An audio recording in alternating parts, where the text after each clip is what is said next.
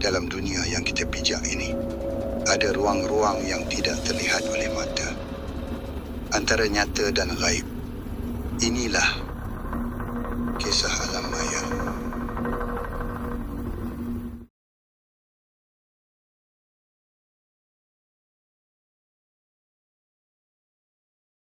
Assalamualaikum, salam sejahtera buat kepada para pendengar dan kembali lagi di channel Kisah Alam Maya. Seperti biasa, kita akan kongsikan cerita-cerita ataupun pengalaman seram kepada pendengar semua. Seperti biasa, kita terus bersambung ke episod 4 dengan tajuk yang akan diceritakan, iaitu Sumpah Penjaga yang Tak Pernah Mati. Dan seperti biasa, kisah yang akan diceritakan ini berepisod. Dan harap kepada pendengar semua mengikuti kisah dan perjalanan episod yang akan diceritakan. Jadi sebelum kita meneruskan bercerita tentang kisah ni, yang mana belum mendengar cerita-cerita yang lain, boleh tekan profil channel dan masuk ke halaman dan pergi ke playlist yang disediakan. Sebelum kita teruskan dengan cerita ni, seperti biasa, boleh tekan butang like dulu, dan kepada yang belum subscribe, boleh tekan butang subscribe dan loceng di bawah supaya dapat notification dan tak ketinggalan video terbaru nanti. Jadi seperti biasa, kita teruskan dengan cerita ni. Aku masih berdiri kaku di depan lelaki tua tu. Nafas aku berat. Apa yang Pak Teh cakap tadi masih terngiang-ngiang dalam kepala. Dia bukan sekadar penjaga. Dia tu sumpahan. Aku telan air liur. Kalau macam tu, kita ni dah kira langgar kawasan dia lah kan? Pak Teh pandang aku lama. Mata dia redup, tapi ada sesuatu yang lain. Macam dia sendiri dah tahu jawapan yang aku tak nak dengar. Bukan langgar lagi dah, Faiz. Kita dah masuk dalam cerita dia.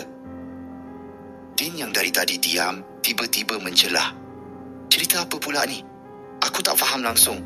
Kita cuma cari ayam je pun. Lelaki tua tu ketawa kecil. Ketawa dia perlahan, tapi cukup buat bulu roma aku meremang. Ayam yang kamu cari tu bukan untuk dimakan. Aku terus pandang dia. Habis tu, dia tunduk sedikit. Jari dia yang kurus tu lukis sesuatu di tanah. Dulu, kampung ni bukan kosong.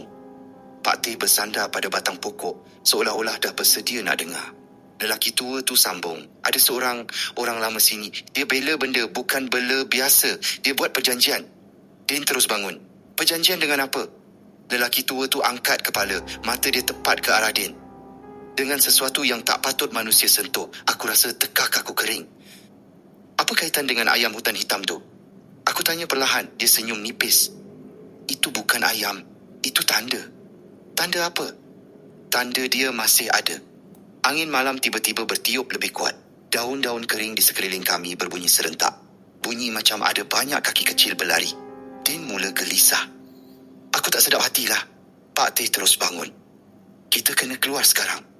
Aku angguk cepat. Tapi jalan mana? Kita dah sesat dari tadi. Lelaki tua tu tunjuk satu arah. Arah yang gelap. Lebih gelap dari tempat kami berdiri sekarang. Ikut situ. Din terus menggeleng. Takkan nak ikut arah tu, lagi dalam tu hutan. Pak Teh tarik lengan Din. Kau nak hidup, ikut. Aku ikut dari belakang.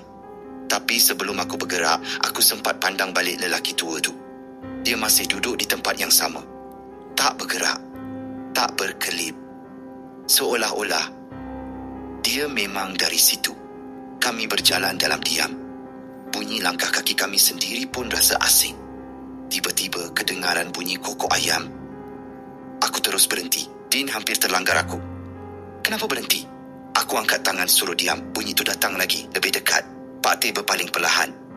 Jangan pandang belakang. Tapi aku tetap juga berpaling. Dan masa tu aku nampak seekor ayam hutan. Hitam. Bulu dia berkilat dalam gelap. Leher dia merah macam berdarah. Mata dia tak macam mata haiwan. Dia pandang aku. Betul-betul pandang aku. Faiz, jalan. Suara Pak Teh buat aku tersedar. Aku terus jalan laju. Tapi bunyi tu tak berhenti. Sekali, dua kali, tiga kali. Seolah-olah dia ikut kami. Din mula panik. Kenapa bunyi dia makin dekat? Pak Teh tak jawab. Dia cuma jalan makin laju. Aku dah mula berlari kecil. Jantung aku berdegup kuat. Tiba-tiba, Din menjerit. Weh, Aku dan Pak Teh terus berpaling. Din jatuh terduduk. Aku cepat-cepat pegang dia. "Kenapa?" Dia tunjuk ke depan dengan tangan yang menggigil. Aku pandang arah tu dan masa tu darah aku macam berhenti mengalir. Di depan kami ada sebuah rumah lama kayu yang usang, tapi lampu dalam tu menyala. Pak Teh bisik perlahan. "Ini bukan jalan keluar." Aku pandang dia. "Habis tu apa?" Dia tarik nafas dalam. "Ini tempat dia." Pintu rumah tu terbuka sendiri. Perlahan, bunyi dia panjang, menyeramkan, seolah-olah dah lama tak dibuka. Dari dalam, keluar bau tanah basah, bau hanyir, macam sesuatu yang dah lama mati. Din berundur. Aku tak nak masuk. Tapi tiba-tiba, bunyi tu betul-betul di belakang kami. Dekat, terlalu dekat. Pak Teh terus tolak kami ke depan. "Masuk." "Kau gila ke?" "Masuk," aku kata. Kami tak ada pilihan.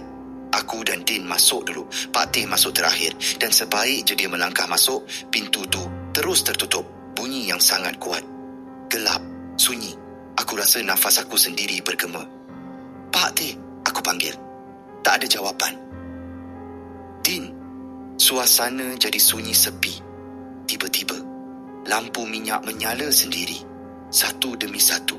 Dan apa yang aku nampak buat aku hampir menjerit. Di dinding rumah tu penuh dengan ukiran, simbol dan tulisan yang aku tak faham.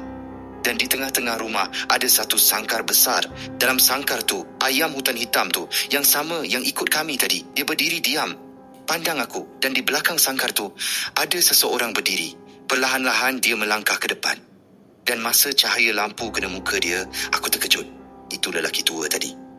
Tapi kali ni, muka dia lain. Mata dia hitam sepenuhnya. Senyum dia terlalu lebar. Dia buka mulut. Suara dia berubah. Lebih dalam. Lebih berat. "Selamat datang." Aku tak mampu bergerak.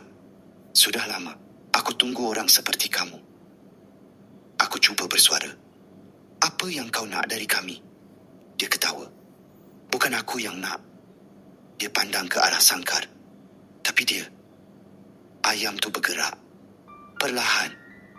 Dan tiba-tiba, dia bersuara. Bukan kokok, tapi suara manusia. "Ganti." Din terus menjerit. "Apa benda ni?" Pak Teh tiba-tiba muncul dari belakang aku. Dia pegang bahu aku kuat. "Faiz, dengar kata aku." "Apa?" "Kita tak boleh keluar bertiga." Aku rasa jantung aku terhenti. "Maksud kau?"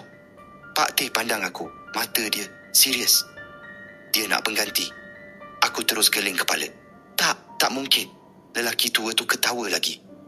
"Setiap yang masuk, mesti tinggal seorang." Ayam dalam sangkar tu melangkah ke depan. Mata dia tepat ke arah aku. "Faiz." Suara Pak Teh perlahan. "Kalau aku tak buat apa-apa, kita semua mati." Aku pegang tangan dia. "Jangan buat benda bodoh." Dia senyum yang aku tak pernah nampak sebelum ni. Tenang, seolah-olah dia dah buat keputusan. "Jaga Din." Belum sempat aku habiskan ayat, Pak Teh terus meluru ke arah sangkar. Dan masa tu, ayam hitam tu menjerit. Bukan kokok, tapi jeritan yang bukan dari dunia manusia. Lampu semua padam dan aku hanya dengar jeritan Pak Teh.